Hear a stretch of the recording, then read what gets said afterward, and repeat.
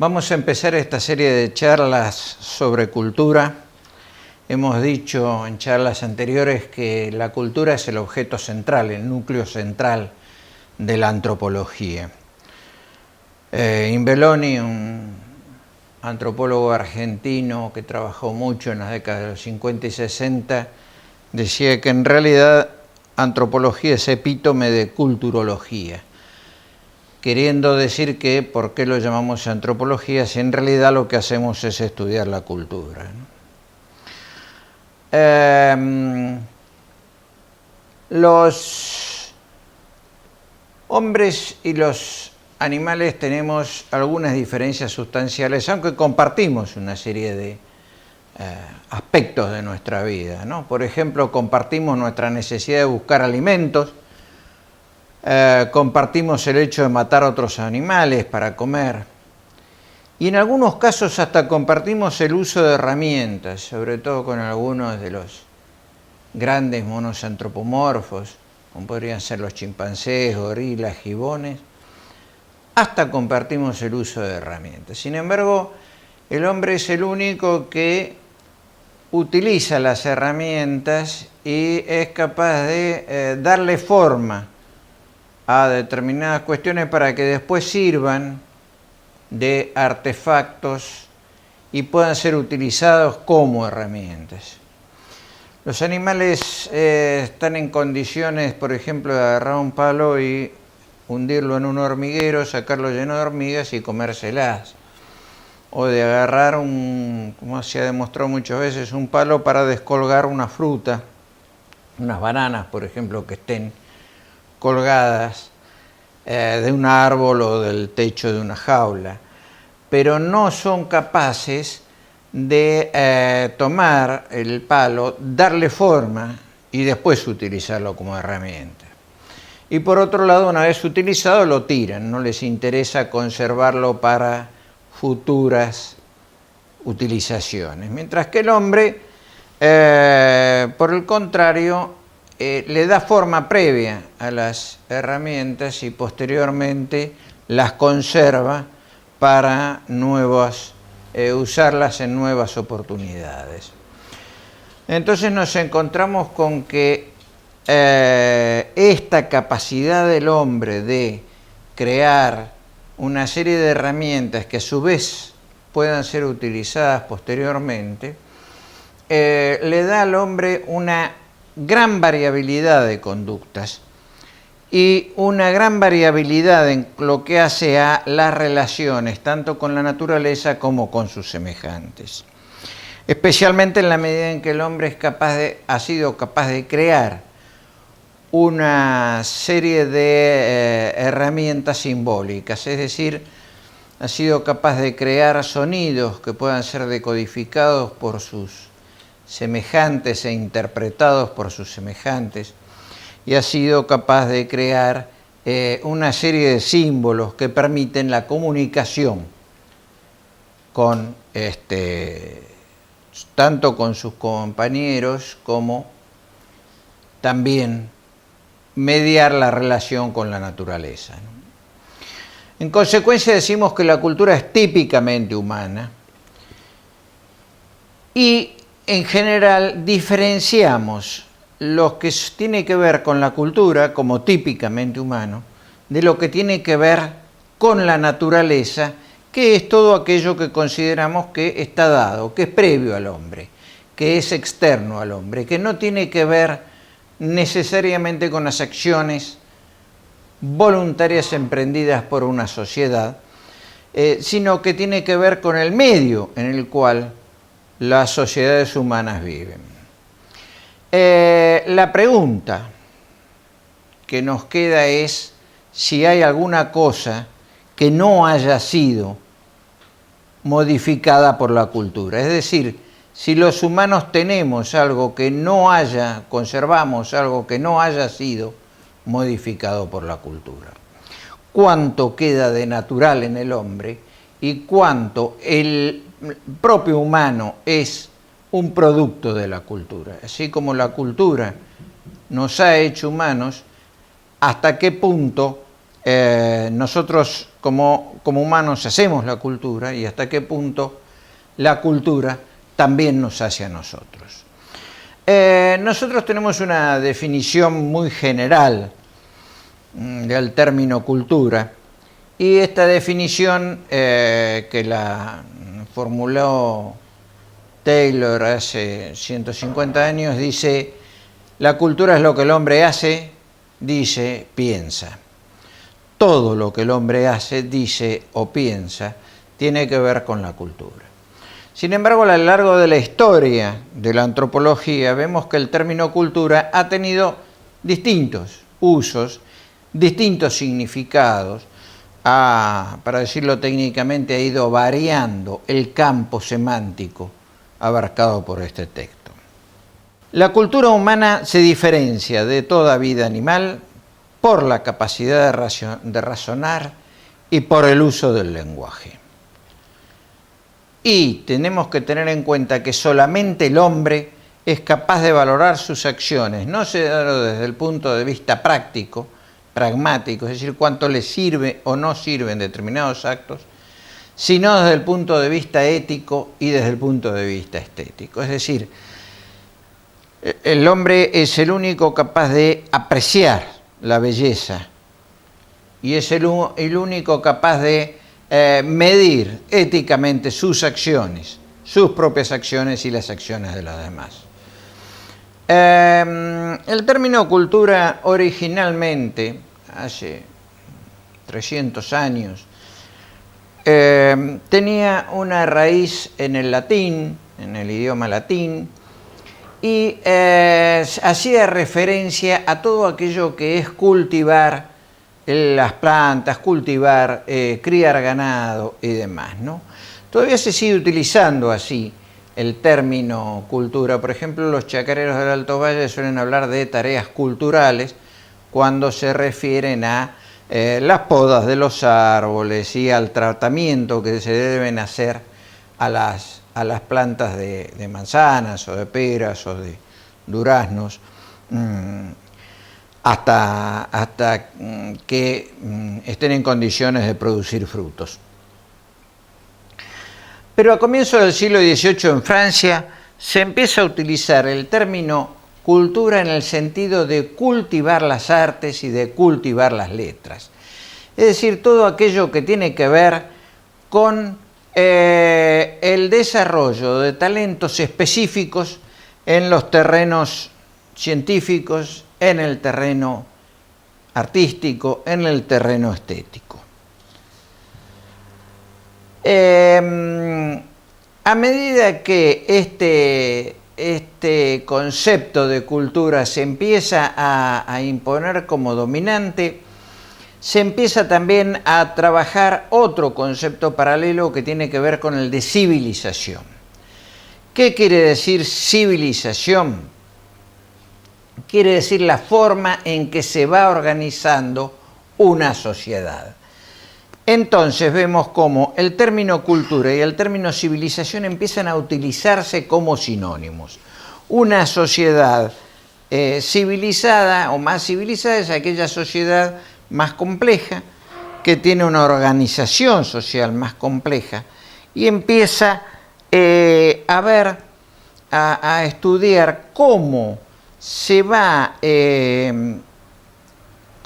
desarrollando o cómo se fueron desarrollando las sociedades a lo largo de su historia.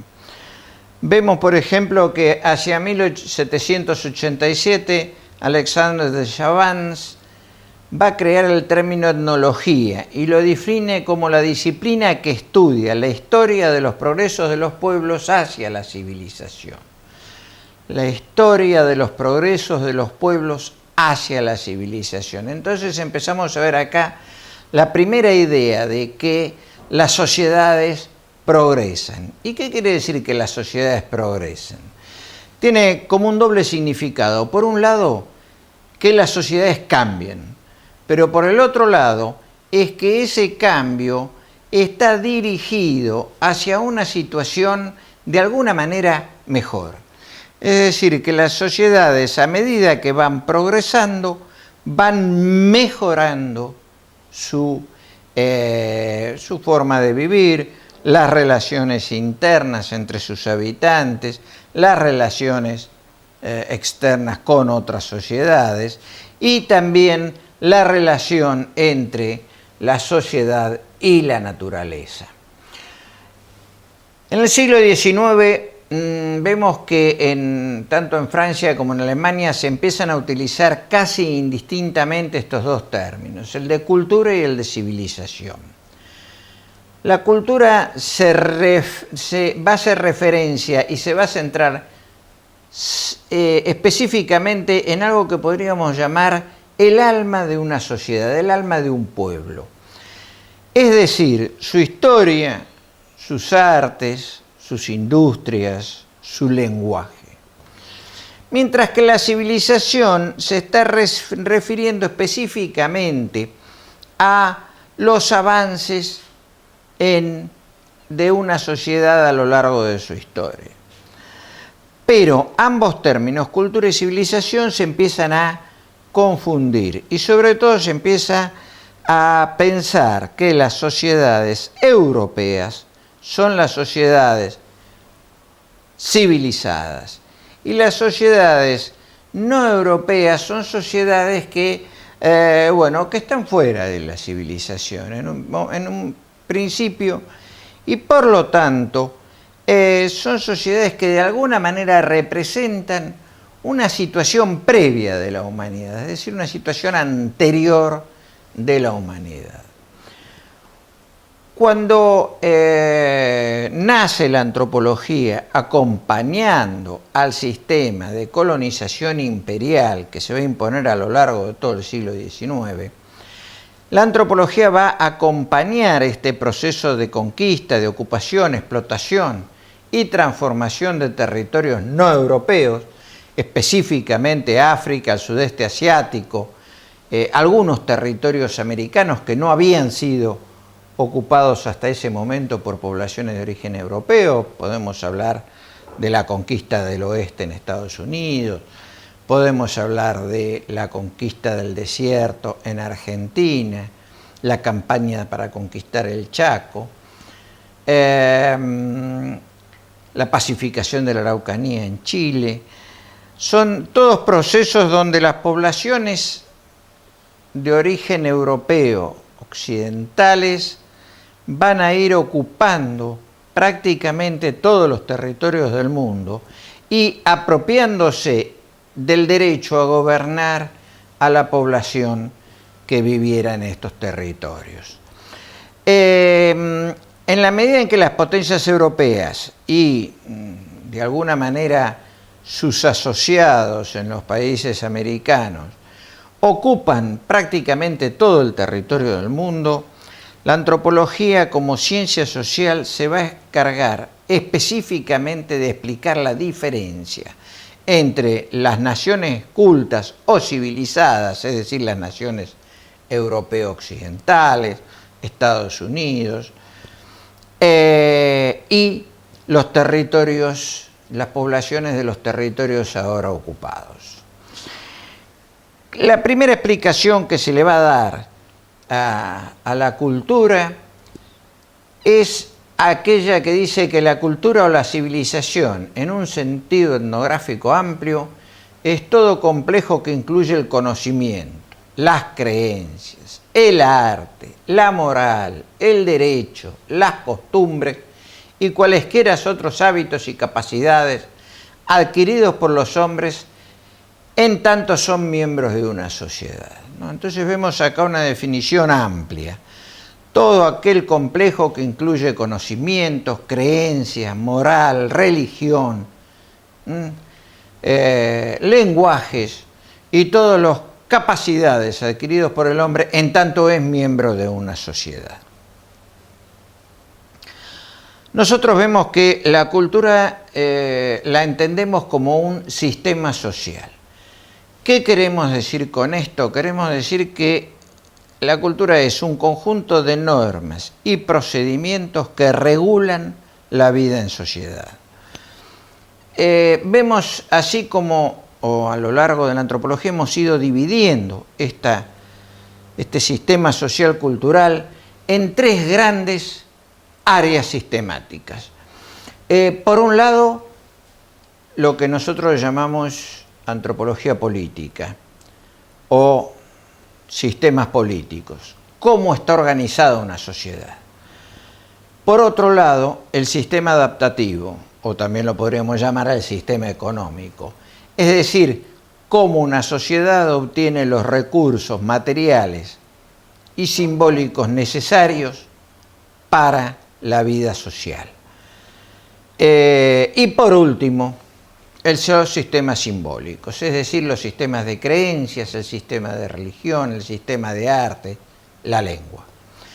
Estos tres grandes sistemas, el sistema organizativo, político, el sistema productivo, económico, y el sistema simbólico, es decir, creencias y lenguajes, funcionan juntos. No es posible verlos por separado, solamente se puede hacer una división analítica, se los puede estudiar por separado, pero en realidad funcionan todos juntos en todas las culturas y en todas las sociedades.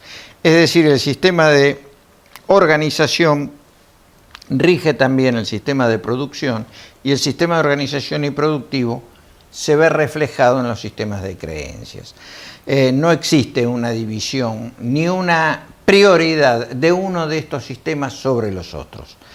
En todos los casos vamos a ver cómo un sistema organizativo se corresponde con un sistema simbólico y se corresponde con el sistema económico imperante en esa sociedad. Obviamente diferentes pueblos van a construir o constituir diferentes culturas.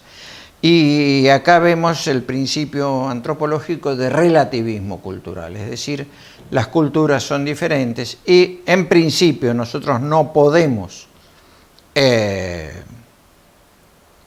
medir una cultura desde los parámetros de otra cultura. En este sentido, si algo ha aprendido la antropología a lo largo de 150 años de historia, es que no existen culturas superiores y culturas inferiores, sino que cada una es de acuerdo a las necesidades o a los gustos o a la organización de cada sociedad, ¿no?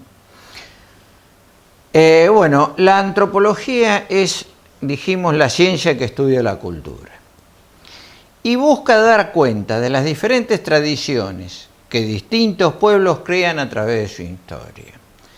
Es decir, ampliar el conocimiento sobre los pueblos dando cuenta de las distintas expresiones culturales.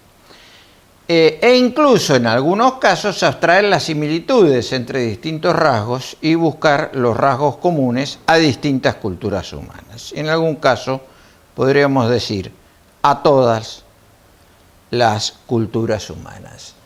Por otro lado, nosotros vemos que si bien nos cuesta mucho definir el concepto de cultura, podemos pensarlo como que tiene una serie de características, que son características que comparten todas las culturas. Y en este sentido podemos pensar la cultura como que es aprendida. ¿Qué quiere decir que es aprendida? Cuando nacemos los hombres nacemos sin conocimientos, nacemos como una tabula rasa, usando el concepto de John Locke. Una tabula rasa que quiere decir que sobre ella se puede escribir cualquier lenguaje y cualquier cultura. La cultura la aprendemos de nuestros mayores y también de nuestros pares a lo largo de toda nuestra vida. Es decir, nos pasamos toda la vida conociendo la cultura, por supuesto nunca la llegamos a conocer completa. La cultura pertenece a lo colectivo, pertenece a la sociedad, y no es posible que un individuo llegue a conocerla toda, completa. Pero a medida que vamos creciendo, vamos conociendo cada vez más aspectos, normas, pautas de la cultura en la cual vivimos.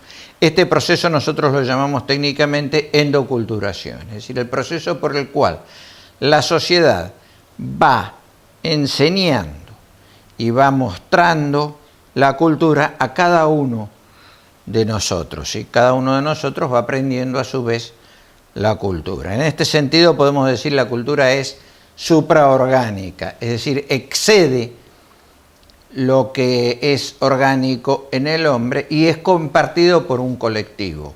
Una persona se muere, pero la cultura continúa porque es continuada por las nuevas generaciones. La segunda característica que tiene la cultura es que es funcional. ¿Qué quiere decir que es funcional? Quiere decir que la cultura es adaptativa, es decir, le permite al hombre adaptarse y relacionarse con el medio ambiente.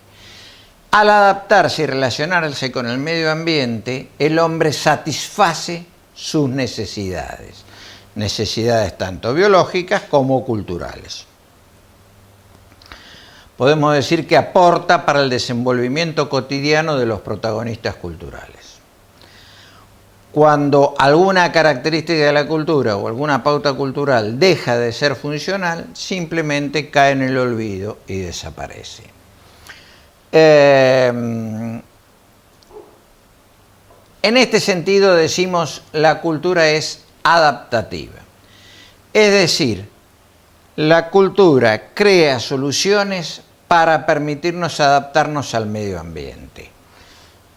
Hacemos canales de riego en zonas secas, organizamos grupos de pesca, organizamos sistemas de trampas para la caza, en fin, cualquier tipo de creación cultural que nos sirva para proveernos de todos aquellos elementos que nosotros necesitamos para vivir.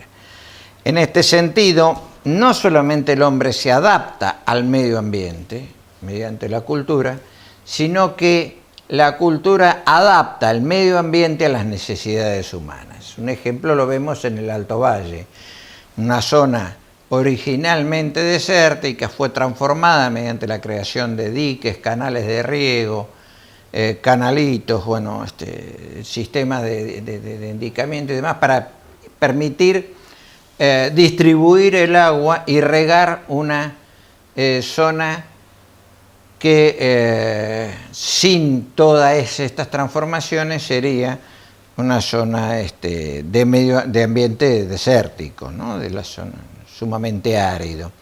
Y sin embargo ha sido transformado culturalmente para satisfacer las necesidades, por lo menos las necesidades de manzanas, peras, etc., ¿no? Otra de las características que tiene la cultura es que es simbólica. Es capaz de generar símbolos que facilitan la transmisión de la cultura, que facilitan la comunicación, pero al mismo tiempo que nos permiten pensar en forma abstracta. En este sentido, la cultura genera un lenguaje, o varios distintos lenguajes. Genera lenguajes gestuales, genera símbolos religiosos, símbolos patrios. El vestido, la ropa es un sistema de símbolos. Con la ropa decimos cosas.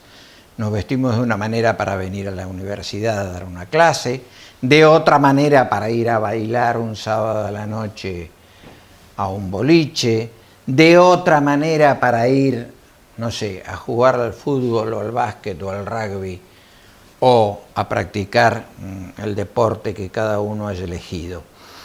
¿Y por qué lo hacemos así? Porque con la ropa decimos cosas. No solamente nos abrigamos, no solamente satisfacemos nuestra necesidad de abrigo y protección, sino que además lo utilizamos para decir cosas. Cuando una chica se pinta, se produce, se peina y se viste de determinada manera para salir el sábado a la noche, está diciendo algo, o diciéndole algo al novio o a la pareja, ¿no? Y cuando se viste de otra manera para venir a la facultad, también está diciendo algo.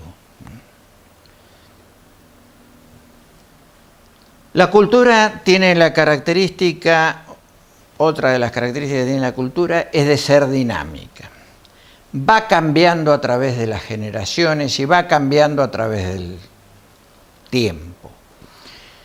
¿Por qué va cambiando? Va cambiando, por un lado, porque existen factores de cambio que nosotros llamamos endógenos, factores internos de cambio, que son los inventos, las nuevas palabras, los nuevos lenguajes, los nuevos artefactos que se van inventando y adaptando y adoptando por una sociedad para satisfacer determinadas necesidades. Por otro lado, existen cambios externos, factores exógenos, que tienen que ver o bien con los cambios en el medio ambiente, cambios climáticos, sequía o inundaciones o terremotos que han producido cambios en el espacio habitado por determinado grupo social, y también por los contactos interculturales, es decir, por la capacidad que tiene una cultura de influir sobre otra o de ser influida por otra cultura. En este caso podemos considerar las invasiones como un cambio cultural forzado. La conquista de América fue un cambio cultural forzado, o la conquista de determinados territorios en el mundo fueron cambios culturales forzados.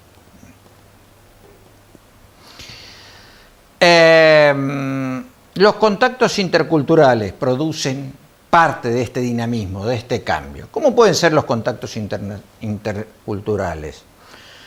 Por un lado puede haber grupos con distintas fuerzas, sea distinta fuerza militar, política o simbólica.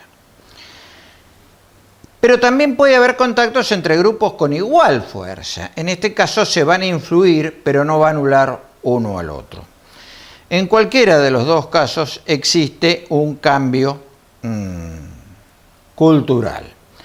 Cuando el cambio cultural se da entre grupos con distinta fuerza, entonces podemos hablar de aculturación.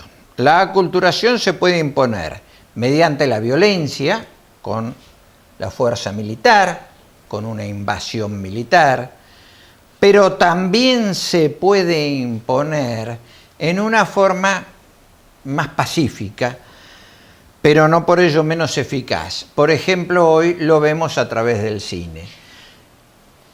¿De dónde vienen las películas que nosotros miramos?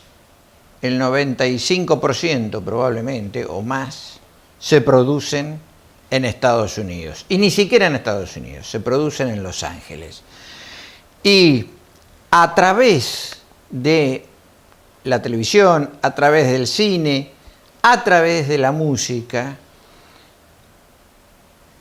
vamos recibiendo y vamos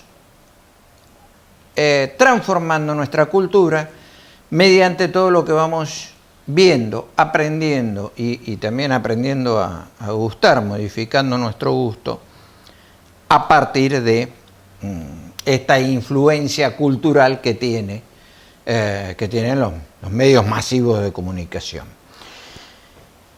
Otra característica de la cultura es ser supraorgánica, es decir, supera a un solo organismo. La cultura es colectiva, nunca es individual. Nosotros no pensamos la cultura como algo que está en un individuo, digamos. La cultura es algo compartido por un colectivo. Solamente cuando una cultura es aniquilada, cuando existe lo que llamamos un etnocidio, la cultura puede desaparecer. Uno de los elementos más generales de toda cultura es eso que nosotros llamamos el sentido común.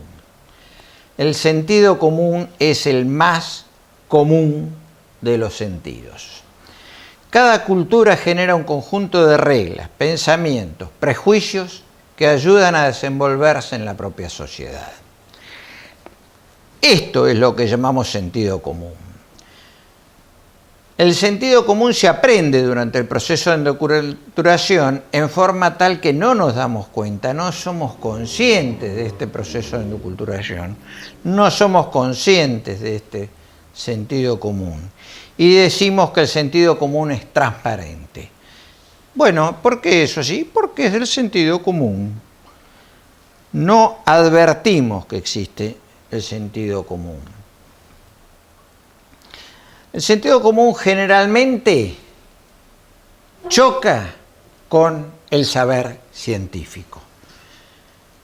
El saber científico lo que trata es de problematizar el sentido común, convertir las cosas del sentido común en un problema y a partir de allí modificar este sentido común. Pongamos el caso de un ejemplo que nos da el gran antropólogo británico Evans Pritchard, que él trabajó mucho tiempo en la zona del norte de África, de Etiopía y de lo que se llama el Cuerno de África. Y él decía, ¿cómo piensa, por ejemplo, un niño sande? ¿Piensa igual que un europeo? Más allá de que los principios de los cuales parte puedan ser distintos y por lo tanto el resultado pueda ser distinto. Pero la estructura del pensamiento es igual. Y él dice, pongamos el caso de un niño sande que ha tropezado con la raíz de un árbol y al que se le ha infectado la herida. El niño dice, es brujería. Por la brujería se me infectó la herida del pie. Evans Pritchard, a partir de su propia tradición de sentido común, dice, no, fuiste terriblemente descuidado, no te fijaste dónde pisabas, te lastimaste y a partir de ahí vino, de esta lastimadura vino la infección. No, dice el niño, yo me fijaba por dónde iba, pero había muchas raíces por allí. Y si no hubiera estado embrujado, las habría visto. Además, las heridas no tardan muchos días en curar. Por el contrario, se curan rápidamente. Sin embargo, esta no se curó. Por lo tanto, la brujería debe estar implicada. Bien, nosotros sabemos que una lastimadura que está sucia se infecta y tarda mucho tiempo en cicatrizar e incluso puede llegar a no cicatrizar y a ocasionar enfermedades más grandes. Ahora, si yo no dispongo de una teoría acerca del origen microbiano de la enfermedad, si no dispongo de herramientas como el microscopio, ¿puedo pensar de la misma manera que el niño sande? Perfectamente. De hecho, la gran enfermera Florence Nightingale discutió durante mucho tiempo el origen de las infecciones, negando la teoría microbiana de la enfermedad. Podemos decir que el sentido común existe en todas las culturas. La única diferencia es que el contenido del sentido común, las normas del sentido común, son distintas en diferentes culturas. Bueno, por hoy vamos a dejar el tema de las culturas aquí y el tema del sentido común lo vamos a retomar en nuestra próxima charla a partir de retomar la cultura, pero desde el sentido común.